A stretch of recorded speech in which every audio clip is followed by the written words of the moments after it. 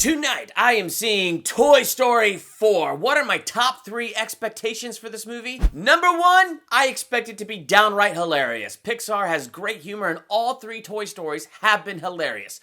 Number 2, I'm expecting something great from Buzz Lightyear. Each of the 3 movies has done something fun and unique with Buzz Lightyear, and I'm expecting that out of this one. And number 3, I'm expecting to cry. Yes, I'm expecting, like the others, that this is going to have some sort of heart. It's going to deal with something heavy in a lighthearted way, and I'm going to walk out of the theater bawling my eyes out while feeling good about myself. All right, time to go see this movie, and let's talk about it.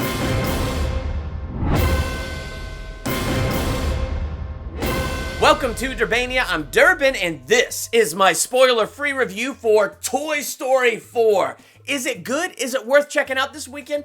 If you're a kid and you love the Toy Story movies, or if you're an adult who grew up with the Toy Story franchise, I definitely think it's worth checking out on the big screen this weekend. It's a pretty darn good movie, and I'm giving it an A-.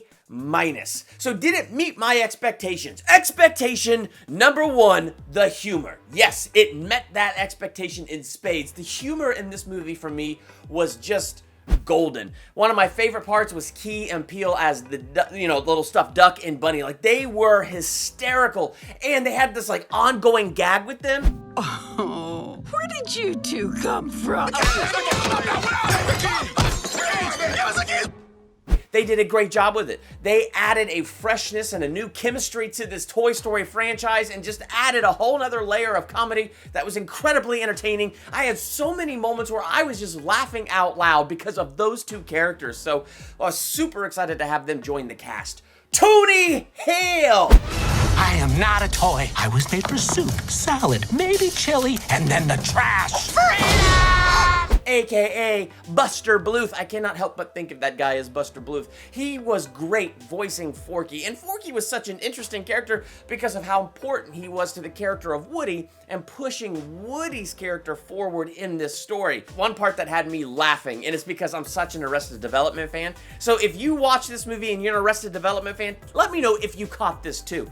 There's a scene where Forky is brushing somebody's hair. You're thinking, oh, Durbin, big deal. But if you watch Arrested Development, in season 2, there's a scene where he's brushing his Uncle Father Oscar's hair. And so my mind immediately went right back to that. And I'm like, Buster Bluth as a fork, it's happening. And so I just thought that was hysterical. But overall, he was a good character and a fun addition to the story. But to me, what I liked was more of the crucial role he played in pushing Woody's character forward. And last but never least, Keanu Reeves as the Canadian hero, Duke Kaboom, Canada's greatest stuntman. Duke Kaboom. Oh my gosh, the dude was hysterical. Keanu Reeves is just so talented to go from John Wick to that. One more. Oh yeah.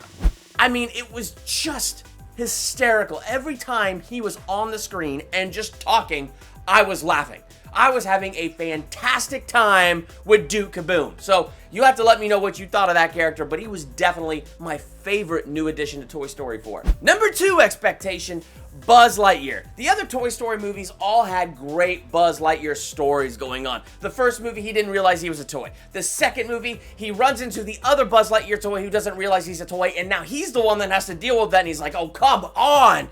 And then the third one was my favorite, Spanish Mode. That one truly was my favorite. The Buzz Lightyear storyline didn't quite meet that expectation for me, only because the Spanish Mode thing was flippin' hysterical. I will say the little plot line they had with Buzz Lightyear, like when you watch the trailer and you see him jump out of the RV and, go for Woody, like the real motivation and the real reason as to why he did that was pretty darn hilarious. And so that kind of gag that they had going on that drove him to jump out of that RV and what he went through as he was going through the carnival was actually pretty darn hilarious, how things kind of lined up for Buzz Lightyear. So I did enjoy his storyline. I just didn't find it quite as classic as the other ones. Final expectation, heart. Does this movie have heart, and did it leave me crying in the end? Yes and no. And one of the ways that it had heart was bringing Bo back into this story. And when Toy Story 3, I was just rewatching it the other day, and they're talking about the toys that they lost, and they mentioned Bo in there, and kind of like the energy in the room just went down. I mean, I felt deflated. It's like, oh, what happened there? I'm glad there's a Toy Story 4, and I found that part satisfactory, explaining what happened to Bo and then bringing her back into the story. I thought they did a good job with that. And, you know, they always kind of played with the idea of, you know, Woody and Bo being boyfriend and girlfriend in Toy Story 1 and 2, but the way this picked that up and took that relationship to the next level, the chemistry that was between Woody and Bo, they did a really good job with that. So I thought it was cool that they brought her back in, though there was a whole aspect of that whole storyline that I found predictable. And I think in the end, that's kind of what stopped me from getting super choked up in this movie, because I predicted the end a little while back. The third one was probably the one that got me the most on multiple levels, and I think it had to do with the intensity of them heading towards the fire in that whole trash scene, and they all thought they were gonna die. Followed that with the very ending where Woody says goodbye to Andy, and Andy plays with them all for one last time, and then he watches them drive off. Now that one really reached inside my chest here and made that lump in my throat, and I thought I was gonna cry in a Toy Story movie, and I was getting really angry. This one didn't quite bring me to that brink, but nonetheless, it still had that strong heart, and it was interesting what it did with the story and what it did with the character of Woody, because it feels like overall what this one was diving into was the idea of purpose and what happens when you have a fulfilled purpose. Like Woody and Andy coming hot off the heels of the end of Toy Story 3, where his purpose with Andy is fulfilled. And now when you dive into this movie, it's clear from the trailer, this ain't a spoiler, the spork is Bonnie's favorite toy.